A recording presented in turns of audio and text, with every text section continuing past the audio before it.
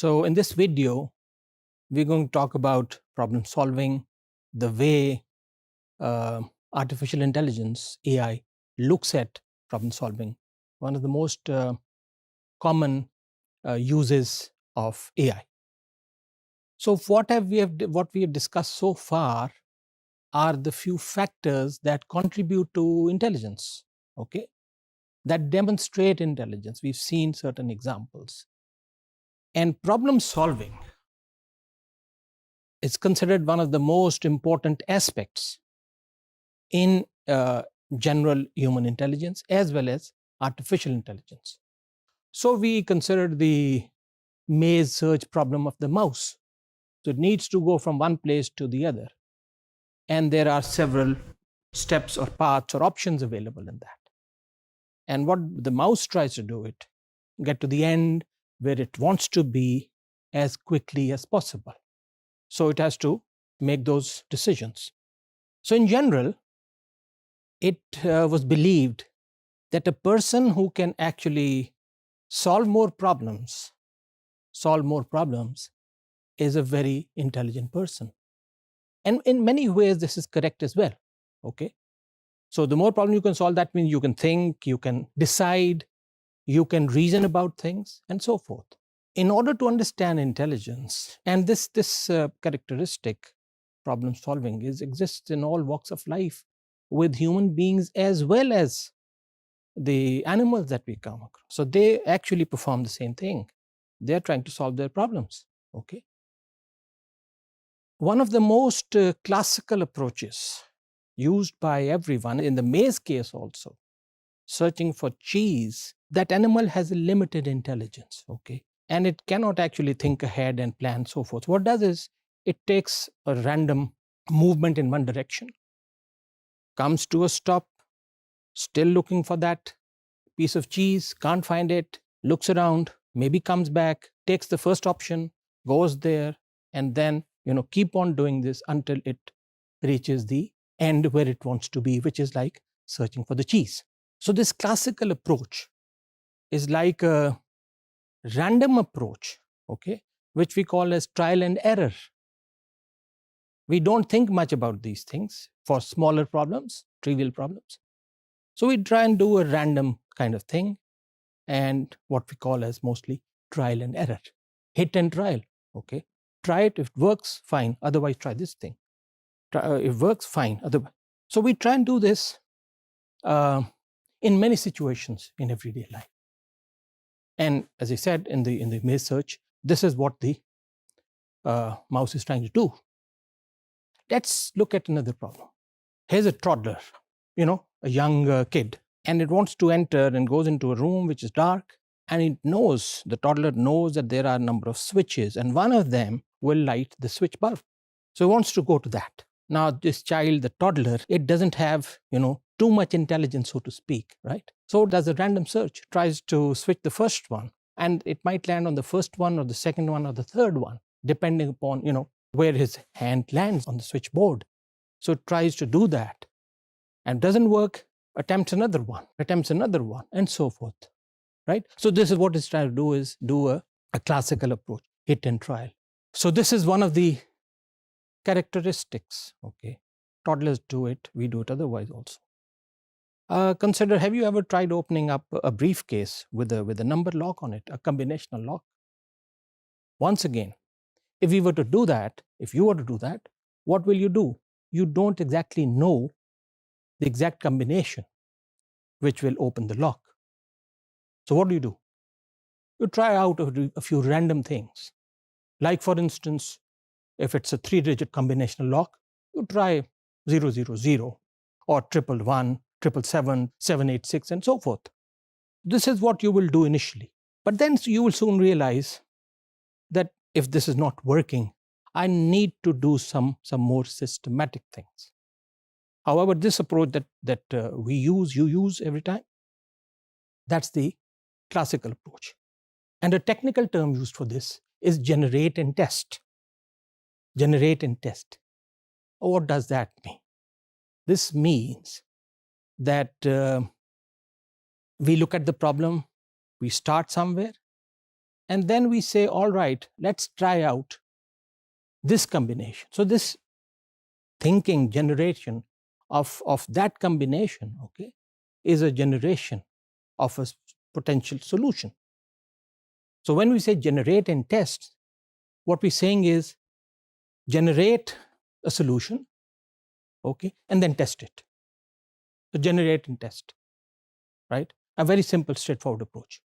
And this is exactly what we're doing. The mouse did it, animals do it, we do it. Try out a solution and test it, right? So this is why we call it generate and test, classical approach, and so forth.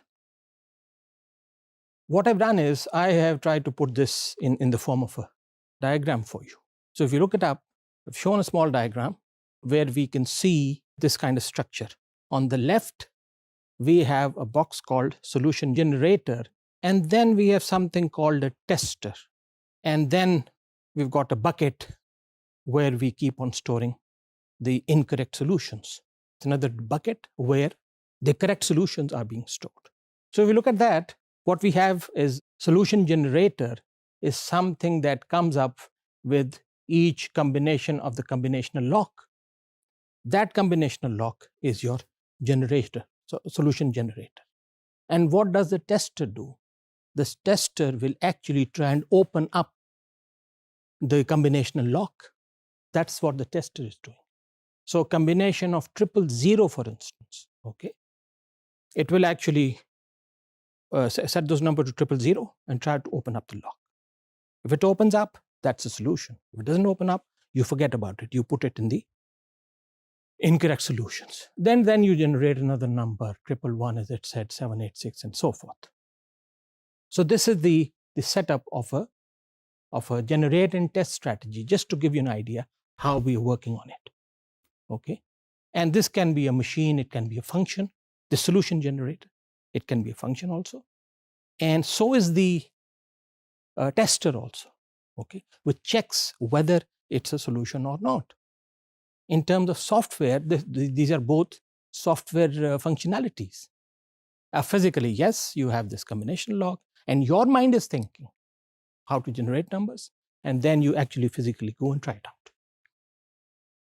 So, the importance of these solution generator, tester happens all the time and so forth, and then applies to the maze search problem.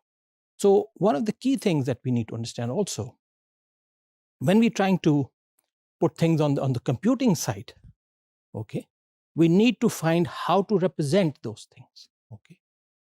And so we come to that also. But one important point also, that we have considered, trivial problems, very simple problems. But when we're talking about more complex problems every day, for instance, you work at a university, at a college, and you're required to generate a timetable, a sheet for people attending the classes and courses. Now, this cannot be done.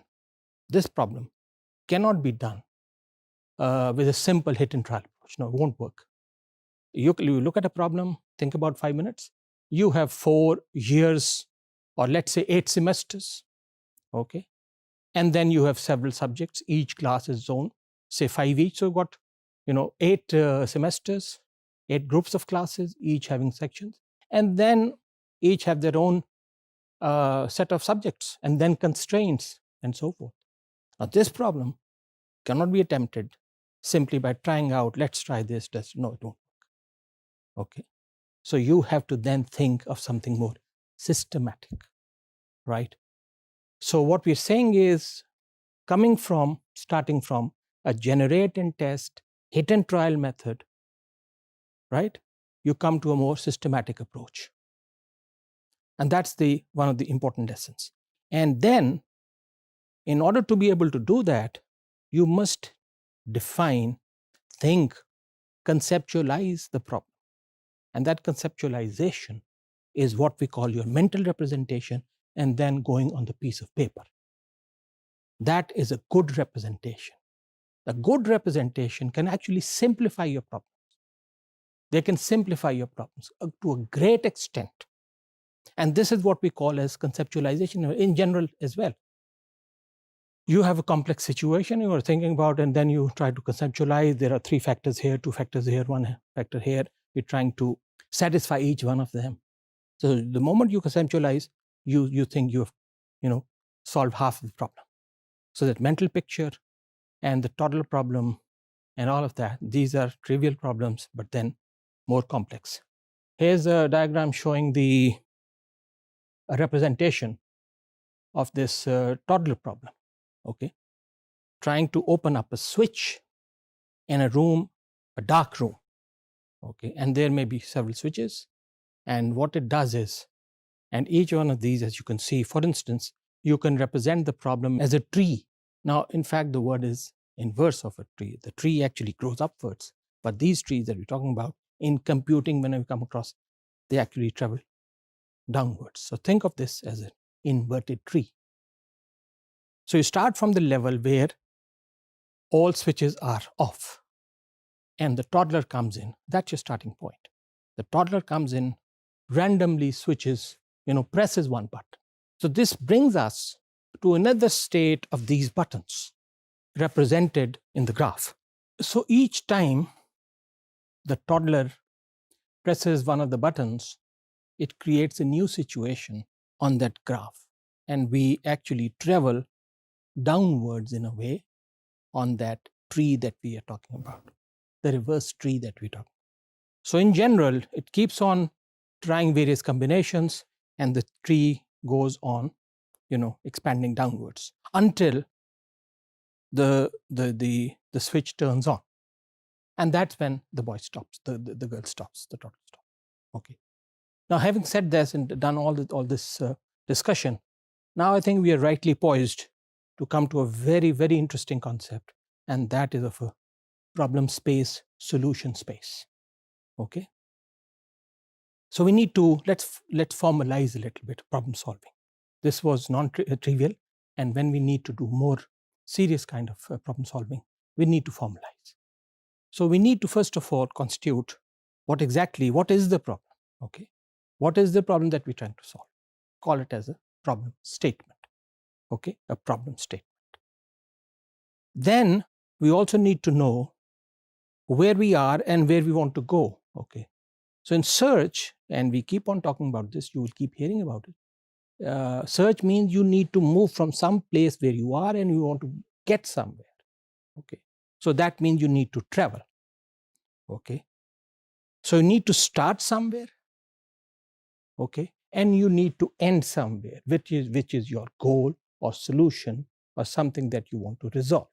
Okay, and each of these combinations, okay, each and every step that you take in trying to get to a solution, we call it as a state, a position, as we've seen in the case of the toddler.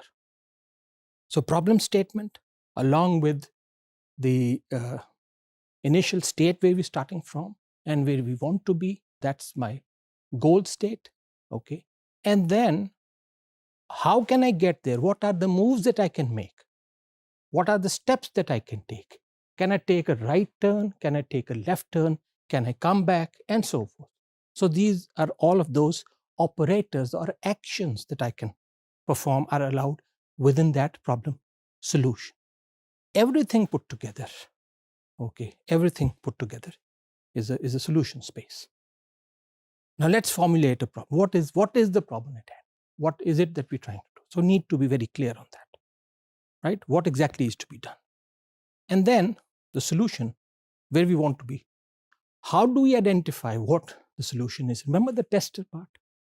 That tester is actually your solution tester. Whether that new combination that you tried or the new state of the buttons, okay, or in the case of search for the cheese, what is the location of that mouse? And then how much time do we have? So what do we mean by that? We need to know what is the max time available to resolve something. We might be able to design a house, a perfect house, okay, that satisfies you and your family. That might require, 6 months just to come to that design, for instance. Do you think you have this kind of time? So nobody has. So the important thing is, first of all, the time constraint. You don't have infinite time. Resource availability. What kind of resources can you use, do you have at your disposal in order to solve the problem? What are the rules applicable? Okay. What does the problem tell us about the rules? Okay. What I can do, what I cannot do, what you can do, what you cannot do. Okay. And so forth.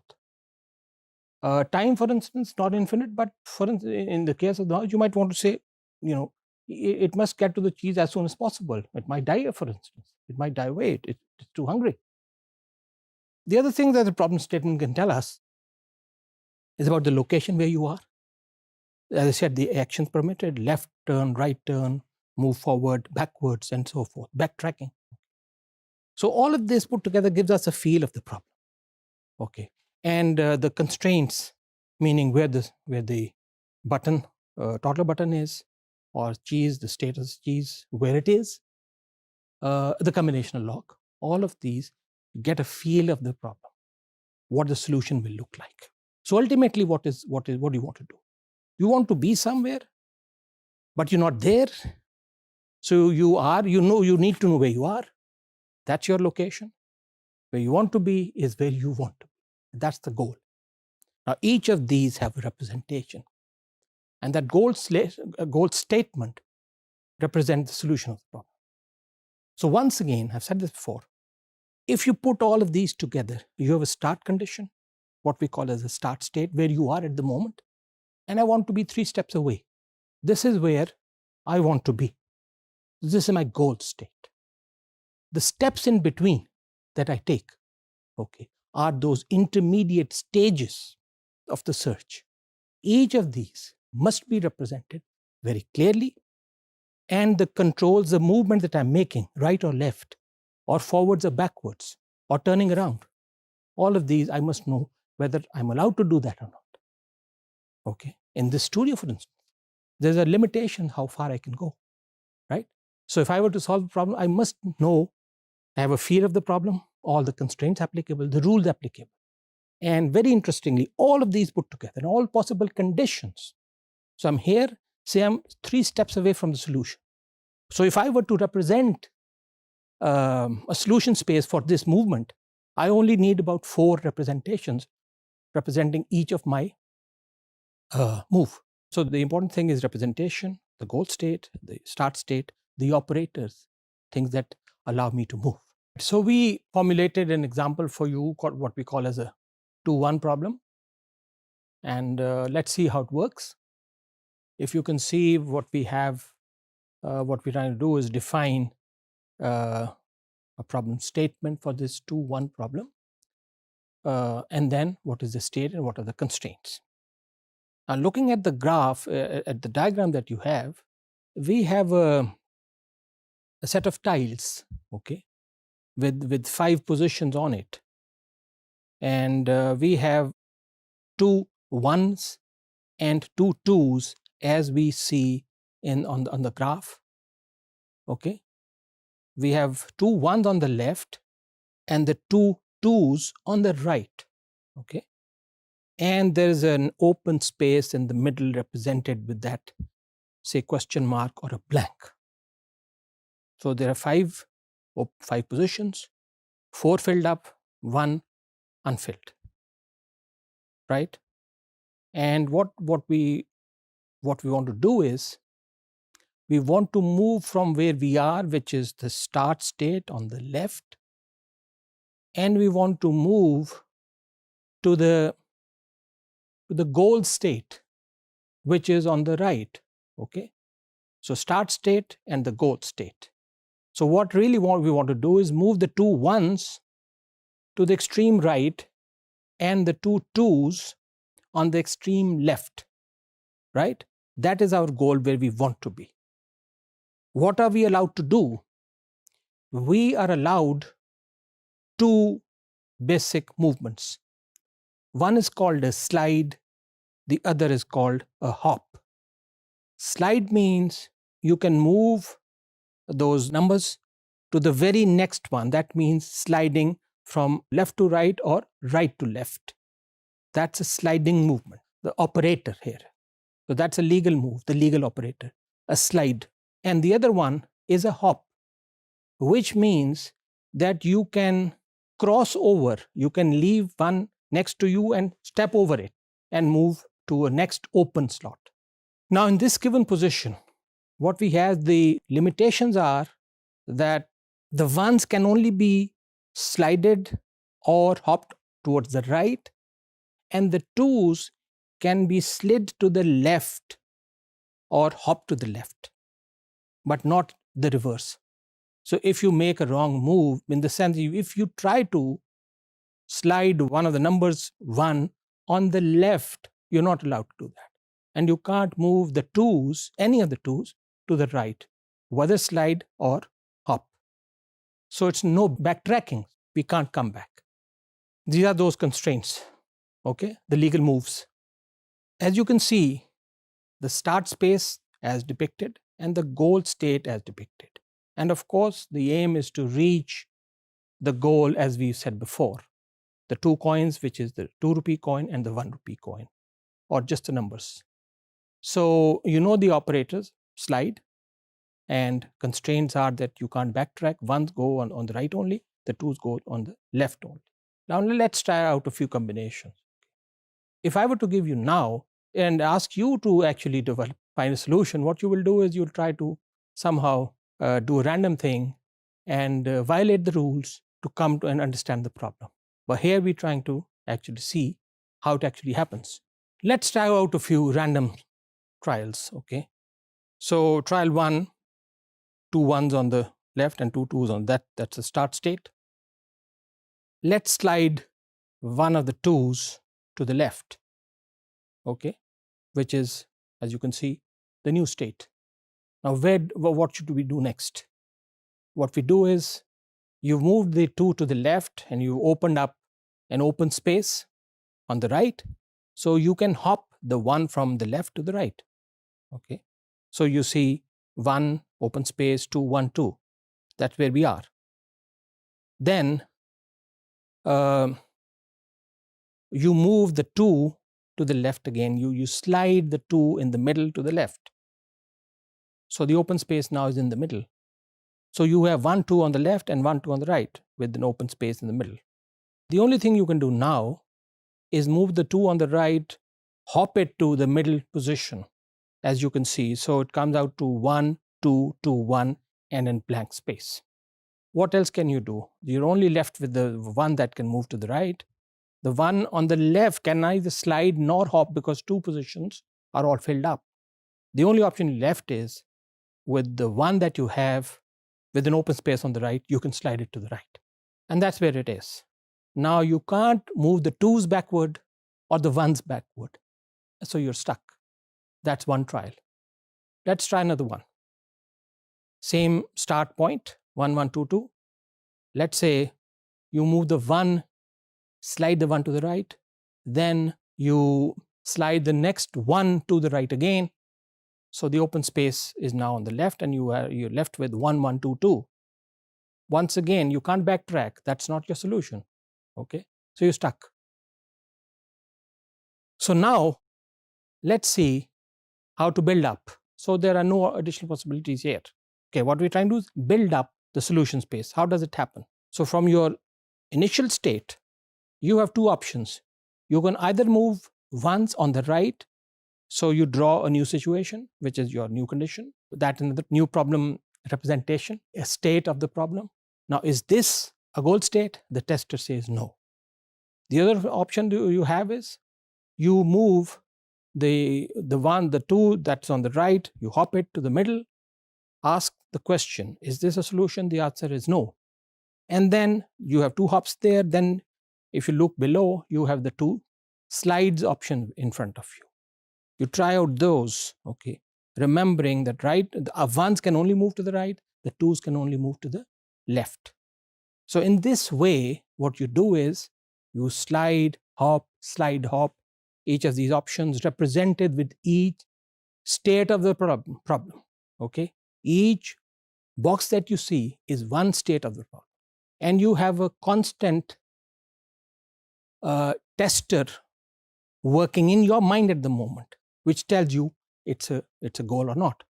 So just like this, keep on using all the options, okay, try out all combinations until you start seeing, now you see the tree growing outwards, and then now you can see the tree growing inwards. Looks like we are coming to a solution, right?